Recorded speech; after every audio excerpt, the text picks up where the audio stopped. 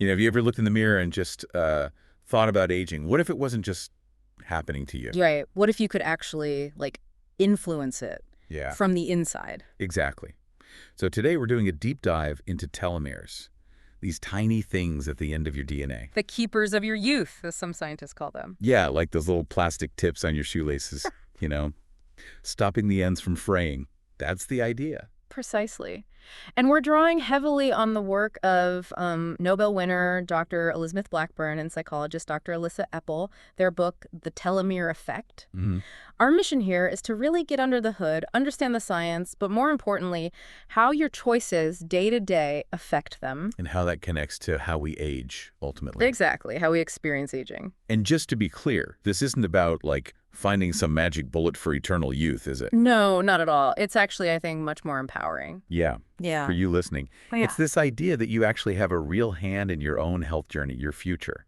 You have more agency than maybe you thought. It's definitely more than I imagined before digging into this. It's a big shift, really, from seeing aging as just this inevitable decline Yeah. to seeing it as a process you're, actively involved in. Okay, so where are we going with this? What are we unpacking? Well, we need to look at a few key areas to really get a handle on it. Right. We'll start with the mind. Stress, mindset, thoughts, all that. Okay, the mental side, Then then the fundamentals, sleep, movement, nutrition, what you eat. the big three. Makes sense. And we'll also touch on your environment, your surroundings, and something often underestimated, social connections. Ah, interesting. So it's really a whole life picture. It is. It's holistic, how all these different parts of your life connect right down to your biology, fundamentally. Okay, let's dive in then, starting with the mind. Because it's funny, isn't it? We usually think of aging as just physical, Totally. You see the wrinkles, the gray hair. the surface stuff. Right. But this research shows the story often starts way deeper, inside your cells. And it's really tied to what's going on upstairs, in your head. Specifically stress, right? And maybe even more than the big crises, it's that chronic sort of background hum of stress. That's a key point. It's often subtle, this chronic stress. Like what? Oh, the constant pressure from work, money worries, maybe old emotional stuff that hasn't been resolved. Wow. And this constant state of alert, it makes your body release stress hormones, like cortisol. Which we need sometimes, right? Short bursts. Absolutely essential in short bursts. But when it's prolonged day after day, Yeah. that exposure can actually be damaging at the cellular level. So the body's just stuck in this low-level alarm state. Pretty much. Think of it like that. It's like that annoying car alarm down the street that never shuts off. Yeah. You kind of tune it out, but it's still grating on you. Good analogy. And that constant flood of stress hormones, it doesn't just make you feel anxious, it seems to have a direct negative hit on your cells. And crucially, on the telomeres, potentially shortening them faster. That's what the evidence suggests. Okay, here's something that really jumped out at me from the research. It's not just what happens, the stressful event itself, Right. but how you react to it. That seems to be huge. That is such a critical insight. You can have two people facing, very similar challenges, Yeah. but their biological response, Oh. totally different. How so? Well, the research indicates feelings like helplessness, feeling trapped, or just hopeless about the stress.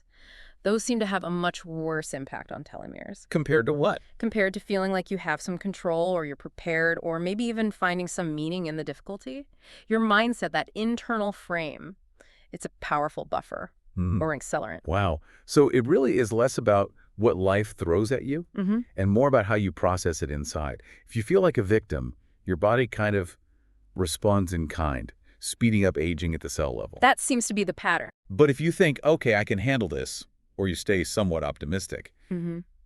your telomeres are more resilient. It appears so. It's almost like your cells are listening to your inner story, your dialogue. The mind-body connection is just potent. Incredibly potent. And it works both ways. Then there's rumination. Ah, yes. Going over and over the negative stuff. Exactly. Replaying arguments, worrying endlessly about the future. It's not just mentally draining. Yeah. It has real biological consequences.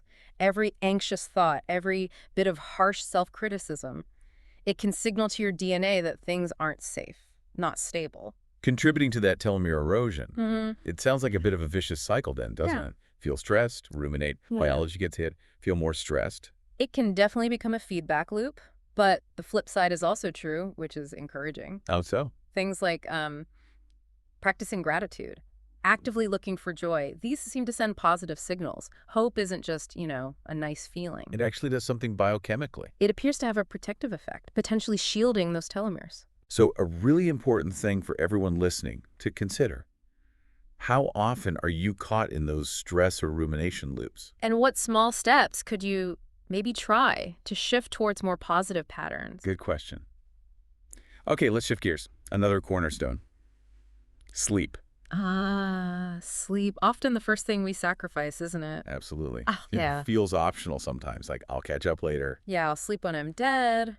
But the science, it's really clear. Sleep isn't just about feeling less tired. It's fundamental for telomere health. Totally. During deep sleep, your body goes into repair mode, tissues regenerate, hormones balance out, the immune system recalibrates. And the telomeres get some TLC too, a chance to recover. It seems that way, yes. Yeah. Maintain their length. And what's really interesting, Hmm? it's not just the hours you clock, it's the quality. Right, fragmented sleep doesn't cut it. No, you don't get the same restorative benefits. And over time, chronic sleep deprivation, it just adds more stress to the system. Which, as we just discussed, hits the telomeres. Exactly. So think of good, consistent sleep as like essential nightly maintenance for your whole body. So prioritizing quality sleep isn't just about dodging the 3 p.m. slump. It's a real strategy for cellular health, Mhm. long term. Foundational. Absolutely. Okay, next step, movement. Something we hear about all the time for general health. Yes, and movement is crucial. But the key message here, related to telomeres, isn't about becoming some elite athlete. No. No, it's simpler. Just incorporate regular physical activity into your daily life. So every time you move, you're basically sending a signal. You are a signal to your cells that your body needs to stay strong, stay active. And it doesn't have to be like CrossFit 5 times a week. right? Definitely not. A brisk walk is great, some stretching, dancing in your kitchen. I like that one. So that kind of regular activity, it Yeah. boosts blood flow, lowers inflammation, helps your mood. All true. And importantly for this discussion, it seems to help slow down that telomere shortening, that attrition. Okay, so let's flip that. What about being sedentary if you're mostly sitting? Well, think about it. Your body starts conserving energy. It might even downregulate systems that things aren't being used much. So inactivity sends a different signal. A very different signal. And telomeres can start to shorten more rapidly. The message is pretty consistent. Keep moving. Keep moving, got Yeah. it. Okay, now let's talk about something we do multiple times a day, hopefully. Eating. Nutrition. Yeah. Yeah, it's so much more than just calories for fuel, isn't it? It really seems that way. The research suggests the food we eat is like code, instructions Okay. we're giving our body. That's a great way to put it. And when we consistently choose, say, processed foods, sugary drinks, unhealthy fats, The typical Western diet stuff. right, the body can react almost like it's under attack. Inflammation goes up, there's cellular damage, Including to the telomeres. including the telomeres. But what's fascinating is how certain nutrients seem protective. Like what? Well, diets rich in colorful fruits, dark leafy greens, those omega-3s from nuts and seeds, vibrant veggies, lean proteins, they give your body the building blocks it needs. The good stuff. So when you consistently eat whole, unprocessed foods, your cells feel supported. That's the idea. Inflammation tends to go down, and telomeres are more likely to stay healthy, maintain their length. It really drives home that every meal is an opportunity, isn't it? To either nourish yourself or kind of undermine things. You're basically communicating with your cells through your fork. Are you taking care of them or neglecting them? Wow. Okay, let's think about something maybe less obvious. Our environment. Yeah, the environment we live in. It plays the subtle but constant role. How so? Exposure to things like air pollution, maybe contaminants in water, harsh chemicals in cleaning products. Pesticides, microplastics. All of those, potentially. These can act as hidden stressors at the molecular level, gradually weakening our defenses. Including those telomere caps. Including the telomeres. It can feel a bit overwhelming thinking about all that stuff around us. It can. But the research also suggests that even small, conscious choices can help. Like what kind of things? Choosing cleaner, greener spaces when you can, trying to improve indoor air quality, reducing plastic use where possible. So these little actions can actually make a biological difference. They can create positive ripples, contribute to telomere health. It raises a good question for you listening. Mhm. What small changes could you make in your immediate environment to maybe lower that exposure? Something to think about.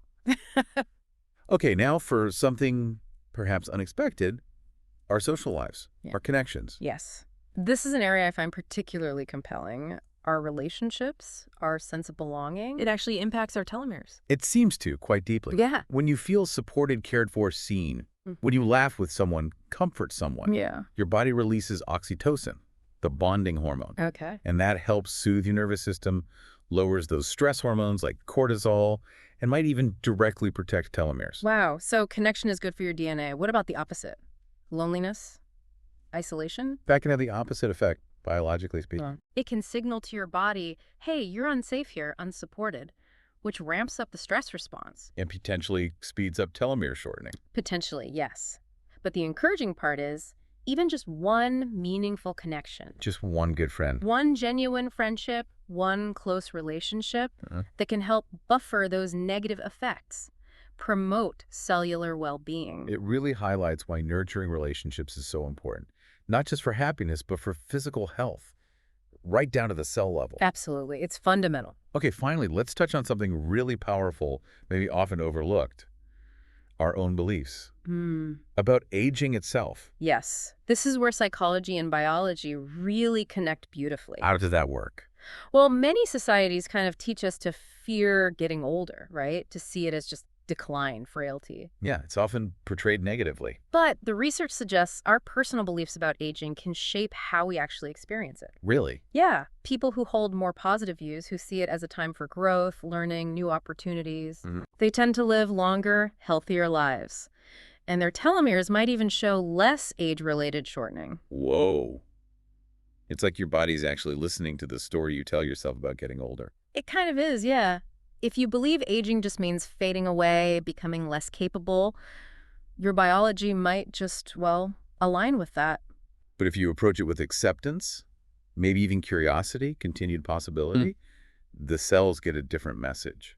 A more positive message, it seems. It's profoundly empowering, actually. Yeah, it really is. The influence of our mindset on the physical journey. So as we start to wrap up this deep dive, let's maybe revisit that core theme. Okay, the big takeaway, which is? That aging isn't just the clock ticking passively by. No, it's dynamic, complex, and deeply tied to our daily choices. Choices that directly impact the health, the length of those telomeres. You really are in the driver's seat, much more than we might think. And knowing that gives you power to take action. Meaningful action. Right. And it's not about perfectionism, is it? Trying to do everything perfectly right away.